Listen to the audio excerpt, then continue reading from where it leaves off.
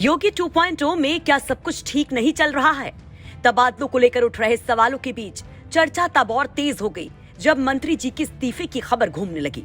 जल शक्ति विभाग के राज्य मंत्री दिनेश खटीक के इस्तीफे की खबर सत्ता की गलियारों में गूंज रही है। चर्चाओं के मुताबिक उन्होंने सरकारी गाड़ी और सुरक्षा भी छोड़ दी है। हालांकि ना तो अब तक सरकार की ओर से कुछ कहा गया है और ना ही दिनेश खटीक की ओर से। कल रात से ही दिनेश खटीक का फोन बंद आ रहा है।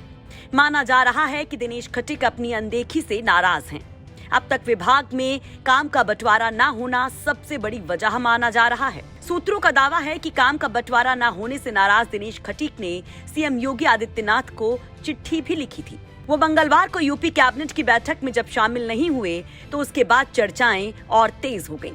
दावा तो ये भी किया जा रहा है कि बीते दिनों विभाग में हुए तबादलों को लेकर भी तनातनी थी और तब से ही खटीक नाराज थे। कहा जा रहा है कि इसमें राज्य मंत्री दिनेश खटीक की बात नहीं मानी गई थी। यहाँ तक कि विभाग के अधिकारी भी मंत्री जी की नहीं सुन रहे थे। पिछले महीने मेरठ के गंगानगर में टेंट व्यवसायी के साथ पुलिसकर्मियों की तरफ से मारपीट के मामले में दिनेश खटीक थाने पहुंचे थे। वहां इंस्पेक्टर के साथ उनका कथित विवाद भी हुआ था। अपने साथ बदसलूकी का आरोप लगाते हुए मंत्री ने तब गुस्से में इस्तीफे की बात कह दी थी और अपने सुरक्षा कर्मियों को भी लौटा दिया था। हालांकि बाद में उच्च स्तर से हस्तक्षेप के बाद मामला रफा दफा हो गया था। खटीक पश्चिमी उत्तर प्रदेश में पार्टी की दलित नेता हैं और राष्ट्रीय स्वयंसेवक संघ से जुड़े हुए हैं। दिनेश खटीक मेरठ की हस्तिनापुर विधानसभा क्षेत्र से बीजेपी के दोबारा से विधायक बने। वो योगी सरकार के पहले कार्यकाल में भी राज्य मंत्री थे।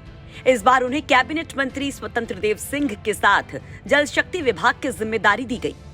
दावा है कि मंगलवार को मुख्यमंत्री दफ्तर से भी दिनेश खटीक से संपर्क करने की कोशिश की जाती रही। हालांकि उस वक्त उनका फोन नंबर ऑफ बताया जा रहा था। हमने भी इस मामले में उनसे बात करने की कोशिश की, लेकिन ये रिपोर्ट तैयार किए जाने तक उनका कोई जवाब नहीं मिल पाया है और न ही अब तक यूपी सरकार और स्वतंत्र देव सिंह की ओर से इस इस्तीफे की कोई पुष्टि की गई है। ब्यूरो रिपोर्ट, यूपी तक।